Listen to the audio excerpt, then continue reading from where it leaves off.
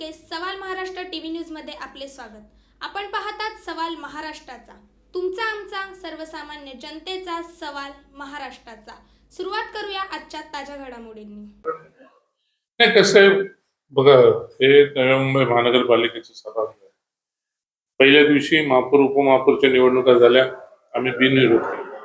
आमचा उद्दिष्ट एवढंच होतं की आपण चला क्रॉसिंग नको आणि कुठं वादावादी नको.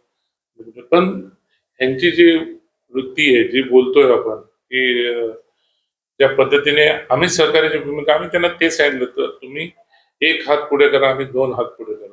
पण ह्यांनी ज्या पद्धतीने काही विषय पटलावरती आणले आणि त्यांनी ते मंजूर करून घेतले, त्या गोष्टी आम्हाला पडल्या नाही. बघा, हे सभागृह म्हणजे काही सर्व काही नाहीये. सभागृहामध्ये ठराव होतील, सर्व होतील, आणि बाबासाहेबांनी आम्हाला काही अधिकार दिलेले आहेत, संविधानिक अधिकार आमच्याकडे आहेत. उद्या वेळ आली तर आम्ही रस्त्यावर सुद्धा यायला मागे पुढे बघणार नाही. आणि आमचं म्हणणं एवढंच आहे, या सभागृहामध्ये राजकारण न करता समाजकारण व्हावं, नव्या मुंबईच्या विकासाच्या आणि हिताच्या गोष्टी व्हाव्यात. आणि त्याच्यासाठी हे सभागृह, हे राजकारण करण्यासाठी सभागृह नाहीये. आणि ज्या पद्धतीने मी पाहिलं ते आयुक्तांचे अधिकार काढून घ्यायला पाहत होते, आमचे अधिकार काढून घ्यायला पाहत होते. हे या पद्धतीने नसतं. काही गोष्टी असतात. आता मी पण थर्ड टर्म आहे, मी पण 10 वर्ष सिडकोमध्ये डायरेक्टर राहिले, MMRT मध्ये मी राहिलो, स्टँडिंग कमिटी चेअरमन राहिलो, 5 वर्ष मी हे झालं. म्हणजे असं नाही म्हणजे सभागृह तुमचं आलं आणि मेजॉरिटी तुमच्याकडे असेल म्हणून का तुम्ही काही ठरवाल आणि काही करून घ्याल, हे कदापि आम्ही होऊन देणार नाही. वेळ आली तर त्याच्यासाठी आम्ही शासनाकडे जाऊ, पण कुठल्याही बोलतात ना दबावाखाली आम्ही कुठेही इथे काम करणार नाही. काही चांगले विषय होते, त्या विषयाला आम्ही सपोर्ट केलं, सहकार्य केलं. असेच चांगले विषय यावे असं आम्हाला वाटतं. कोणते असे ठराव होते की ज्याला तुमचा प्रखर विरोध आहे आणि तो कायम राहणार? नाही, सभागृहामध्ये ज्या एजेंड्यावरती जे विषय येतील, आता त्यांनी काही विषय असे घेतले ते किती 5-6 कमिट्या बनवल्या, याची इन्क्वायरी, त्याची इन्क्वायरी, त्याची इन्क्वायरी. आता तुम्ही जे काय दूध का दूध पाणी का पाणी ते होईल, पण इन्क्वायरी करणार म्हणजे तुम्ही काय करणार काय? तुम्ही करणार काय? या प्रशासकीय कालखंडामध्ये यांचे जेवढे नगरसेवक होते, 55-60 नगरसेवक होते, त्यांची कामं झाली नाहीत का? मग त्या कामाची ती इन्क्वायरी होणार नाही का? हे फक्त कोणावरती तरी उठे काढायचे, नगर रचनाला टार्गेट करायचं, त्याची इन्क्वायरी करत. नगर रचना काय का तू FSI काढून का तू काही विकणार आहे का? करावं ना. आयुक्त बोलला मी सहकार्य करायला बसलोय, मी सहकार्य करतो, पण तुम्ही आयुक्तांचे अधिकार काढून घ्यायला बघत असाल त्या अधिकारी ते प्रशासन पण काही चूप बसणार नाहीये. प्रशासनाचे जे अधिकार आहेत प्रशासनाला राहा. आमचे जे नगरसेवक म्हणून आमचे जे सभागृहाचे जे अधिकार आहेत, महापौराच्या मार्गदर्शनाखाली आमचे अधिकार आहेत, ते आमच्यापर्यंत राहावं आणि सभागृह व्यवस्थित चालावं, अशीच आमची प्रामाणिक इच्छा. सर, त्यांनी करोना काळामधल्या देखील चौकशी करायला अशी मागणी केली आहे. बघा ना, होऊ द्या. मी तर बोलतो करोना काळ काय कुठलाही काळ येऊ द्या, त्याला ज्यांना चोरी नाही त्याला घाबरायचे काय आहे? दबाव दबाव दबाव, कसला दबाव आणि कसला काय? हे फक्त यांचा स्वतःचा TRP वाढवण्यासाठी यांच्या काही गोष्टी चाललेल्या आहेत, त्याला आम्ही कधी भीक घालणार नाहीये. आम्हाला फक्त सभागृहाच्या पद्धतीने चालावं अशी आमची प्रामाणिकपणे इच्छा आहे. आम्हाला फक्त एवढंच समजते की जे अधिकारी काम करणारे आहेत, अधिकारी आहेत, तुम्ही जर त्यांना टार्गेट करायला घेतलं आणि तुम्ही जर आयुक्तांना टार्गेट करायला घेतलं, जे प्रशासकीय काम आहेत प्रशासनाने, आयुक्तांनी सांगितलं ना, तुम्ही कमिटी करायची काय गरज आहे? तुम्हाला जर एवढंच जर इन्क्वायरी करायची आहे, एवढ्याच जर काही गोष्टी करायच्या, आरटीआय तुमच्याकडे एवढे मोठे मोठे यंत्रणा आहेत, त्या यंत्रणाच्या माध्यमातून RTI ला टाका, RTI म्हणून माहिती मागून घ्या आणि त्या माहितीच्या आधारे तुम्ही करा.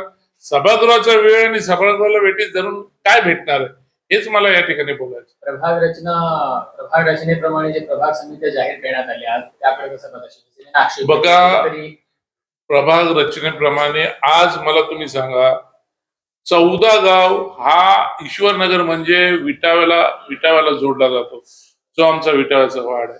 1 नंबर वार्ड हा ईश्वरनगर पर्यंत गेला. उद्या मला तुम्ही सांगा, आमच्या ईश्वरनगरचा ठाण्याच्या त्या टोकाचा मनुष्य प्रभाग समितीला का उद्या तुमच्या घनसोलीला आणि इकडे तिकडे येईल?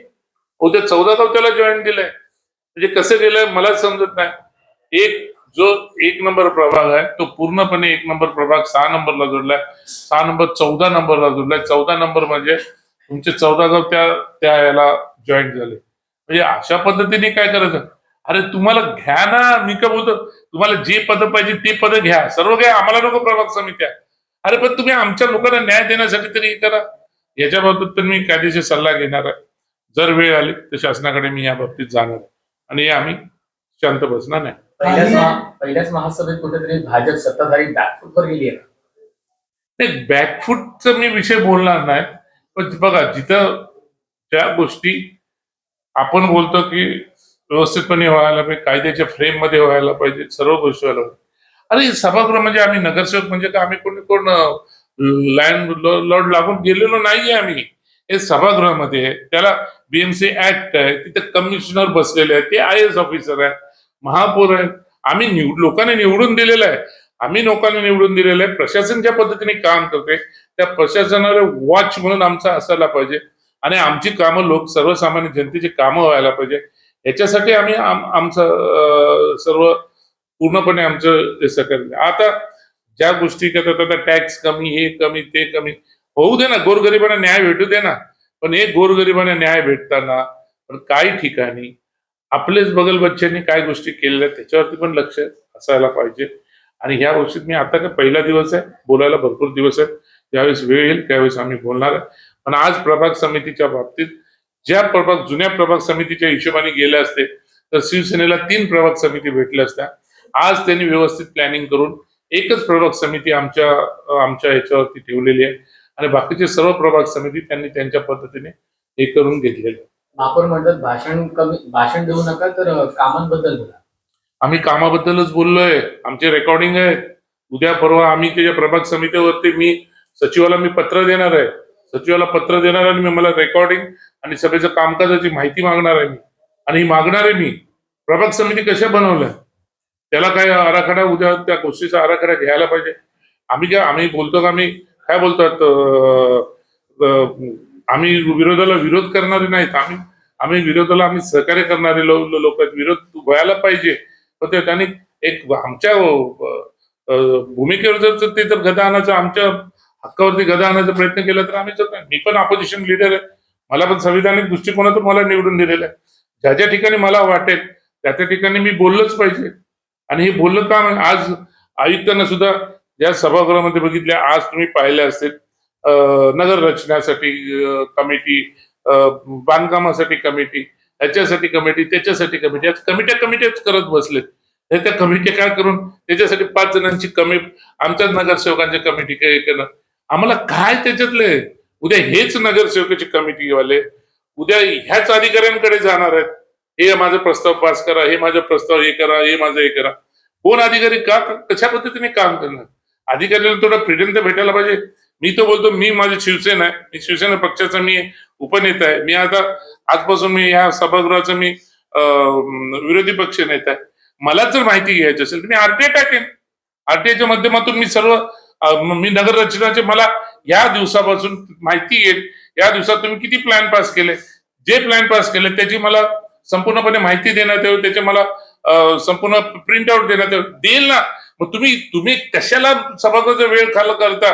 तुम्ही स्वतः एक तज्ञ माणसं नेमा, तुमच्याकडे एवढी माणसं आहेत, मग तज्ञ माणसं ठेवा आणि त्यांच्या पुढे त्या याच्यात चेक करा काय असेल ते काय मला समजायला, म्हणून आम्ही त्या गोष्टीला आम्ही विरोध करत होतो. सर, तुम्ही सभागृहामध्ये त्या सचिव आहेत त्यांच्या नियुक्तीबद्दल पण आक्षेप घेतात, काय नाही बघा, सचिव ज्या पद्धतीने सचिवाने ज्या गोष्टींना सचिवांना माहिती, अर्धवट माहिती आहे.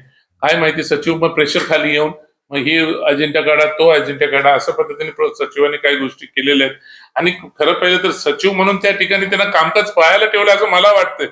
प्रतिनियुक्तीवरती या ठिकाणी आल्या आहेत, त्या सचिव म्हणून नाही आलेले, प्रतिनियुक्तीवरती त्या वेगळे अधिकारी म्हणून या ठिकाणी आलेले आहेत आणि त्यांना सचिवाचं काम देण्यात आलेलं आहे. मी आयुक्तांना उद्या हे चालू असेल तर मी, नाही तर आता आयुक्त भेटले तर मी आयुक्तांना जाऊन भेटणार आहे आणि या बाबतीत मी बोलणार आहे. आता 23 तारखेला पण सभा आहेच, त्या दिवशी आता 2 विषयासाठी 23 तारखेला सभा आहे. बघू आता त्या विषयात होतं. पण सचिव हा कॅपेबल असायला पाहिजे होतं.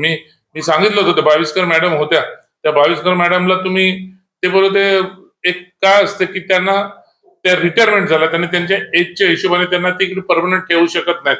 त्यांना कॉन्ट्रॅक्ट बेसिकवरती त्यांना राहा म्हणून सांगितलं होतं, पण त्या बोलले मला कॉन्ट्रॅक्टवरती राहायचं नाही. असा प्रकार झालेला आहे. कारण खमका सचिव इथं असायला पाहिजे. ठीक आहे, तो महापौराच्या याच्याखाली आदेशानुसार असेल, स्टँडिंगच्या आदेशानुसार असेल, पण त्यांनी एक आपलं जे आपले कर्तव्य ते कर्तव्य त्यांनी व्यवस्थितपणे बजवायला पाहिजे असं मला वाटतं. तर आजची महासभा झाली, पहिला दिवस होता. संपूर्ण महाराष्ट्रातील ताज्या घडामोडी जाणून घेण्यासाठी सवाल महाराष्ट्राला सबस्क्राईब करा आणि दाबा बेल आयकॉन आमच्या रोजच्या अपडेट्स पाहण्यासाठी. धन्यवाद.